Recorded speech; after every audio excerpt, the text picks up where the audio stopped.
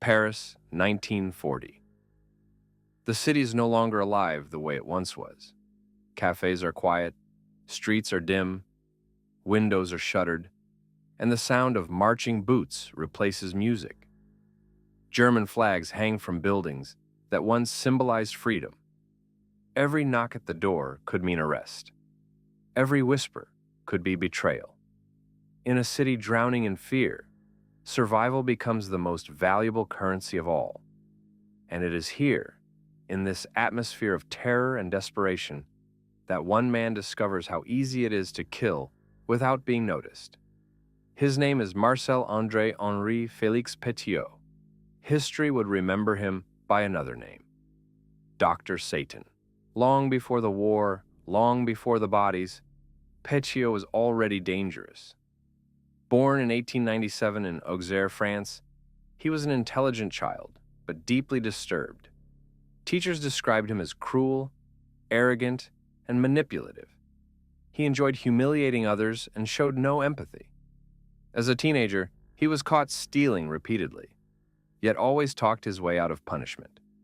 Even at a young age, Petiot understood something most criminals never learn. Authority disarms suspicion. Confidence replaces evidence. During World War I, Petiot served in the French army. He later claimed severe injuries, physical and psychological, though records were inconsistent. What is clear is that after the war, his behavior became more erratic. He showed signs of paranoia, grandiosity, and compulsive lying. Psychiatric reports suggested instability. But once again, Petiot avoided consequences. Instead, he studied medicine. Despite accusations of cheating and fraud, he became a doctor. That title transformed him. From that moment on, people trusted him automatically. As a physician in the 1920s and 1930s, Petiot's career was plagued by scandal. Patients accused him of illegal abortions, unnecessary treatments, drug abuse, and financial exploitation. He prescribed morphine casually and performed procedures without consent. Yet, he was never permanently stopped. At one point, he even became mayor of a small town. There, he embezzled funds, abused power, and stole public money until he was forced to resign. But resignation never meant disappearance. Petiot simply moved on, reinvented himself, and continued. When Nazi Germany invaded France in 1940, the country collapsed almost overnight. The occupation created shortages, fear, and chaos. Jews were hunted. Resistance members were executed. People vanished daily, swallowed by prisons, camps, or shallow graves. Marcel Petiot watched all of this and realized something terrifying. In wartime, death attracts no attention. Missing people are expected. Corpses are explained away. This was not a tragedy to him. It was opportunity. Petiot began spreading rumors that he was part of a secret escape network. He claimed he could smuggle people out of occupied France and send them to South America, Argentina, Brazil, safe places. He targeted Jews, resistance fighters, black market dealers, anyone desperate enough to believe him. He demanded payment in advance, money, gold, jewelry, everything they owned. Victims complied willingly. Survival has no price limit. They were instructed to come to his house at 21 Rue Le Sueur in Paris, a quiet residential street. Nothing suspicious. Inside, Petiot greeted them calmly, confidently, like a professional. He explained that before leaving France, they needed medical injections to protect against tropical diseases. The syringe was his signature weapon. The injection was poison. Victims collapsed within minutes. Some convulsed. Some died silently. Families died together. Children died trusting a man in a white coat. Once they were dead, Petiot worked with disturbing efficiency. He searched pockets, removed jewelry, collected cash. Gold teeth were extracted. Bodies were dismembered. Some were buried in quicklime pits beneath the house. Others were burned in a coal furnace. Smoke poured into the neighborhood. The smell of burning flesh became impossible to ignore. Neighbors complained repeatedly. Authorities questioned him. Each time, Petiot explained it away. Medical waste, chemical experiments. wartime necessity. No one pressed further. After all, Paris was full of death. Why investigate one doctor? What makes this story uniquely horrifying is Petiot's psychology. He did not kill in rage. He did not lose control. He planned. He prepared. He enjoyed dominance. During interrogations later, he would claim that he was killing enemies of France, that he was part of the resistance, that his victims deserved it. But evidence showed the truth.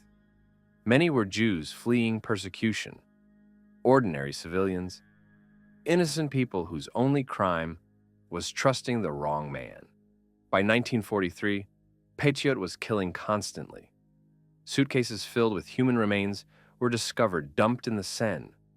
Bodies without heads, limbs without torsos. Paris police were overwhelmed. Wartime priorities meant investigations stalled. Petiot continued.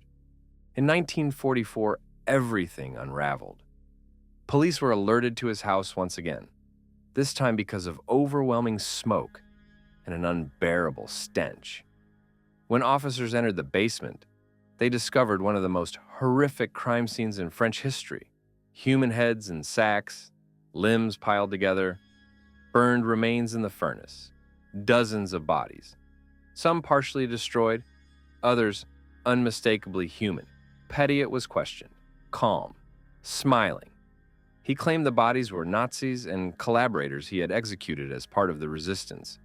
In a liberated Paris hungry for justice, that explanation almost worked. But investigators kept digging. They traced missing persons. They followed the money. They uncovered the escape lie. Petiot fled before he could be arrested. He used false identities. He joined resistance groups under fake names. He hid in plain sight while Paris celebrated liberation. But eventually, he was recognized, arrested, and imprisoned. At his trial in 1946, the world finally saw Dr. Satan unmasked. Petiot showed no remorse. He mocked the court. He insulted witnesses. He laughed while families testified about lost loved ones. Prosecutors charged him with 26 murders, but investigators believed the real number was far higher, possibly over 60, maybe more. Many victims were never identified. Their names were gone forever. On April 25, 1946, Marcel Petiot was executed by guillotine. He remained calm to the end. No confession, no apology, no explanation. Dr. Satan's legacy is not just about murder. It is about trust, about how authority can become a weapon, about how war allows monsters to hide in plain sight. Even today, historians believe the true number of his victims will never be known. Somewhere in the silence of wartime Paris, their stories remain unfinished. And that is what makes Dr. Satan one of the most terrifying figures in true crime history, not because he killed during war, but because he made hope itself his deadliest weapon. And even now, decades later, Marcel Petiot's story refuses to fade. Not because all the answers were found, but because many never were. In a city already consumed by war, his victims vanished into the noise of history, their names erased, their final moments known only to the man who betrayed them.